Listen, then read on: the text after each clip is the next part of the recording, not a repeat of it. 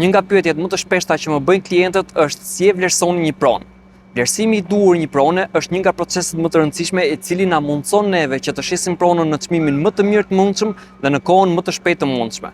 Kur marrim përsipër për të listuar një pronë, nuk konsiderojmë vetëm çmimin e propozuar të cilin pretendon pronari për ta shitur këtë pronë, por marrim parasysh një sër faktorësh të cilët ndikojnë tek vlera e duhur e pronës. Faktori kryesor është vendodhja, sa i aksesueshëm është, në çfarë zone ndodhet, çfarë facilitetesh ka kjo zonë, a ka shkolla përreth, si është transporti publik për këtë zonë. Faktori i dytë është tipologjia e kësaj prone. Çfarë hapësirash ka, çfarë organizimi ka dhe sa të shfrytëzueshme janë hapësirat në këtë apartament. Faktori i tretë është gjendja e ndërtesës. Në çfarë viti është ndërtuar prona, si është mirëmbajtur, si janë mirëmbajtja e ashensorit dhe shkallëve brenda, sa i mirë administruar është kjo ndërtesë. Të gjitha këto janë faktorë të cilët ndikojnë në vlerën e pronës. E katërta është ndriçimi natyral dhe orientimi.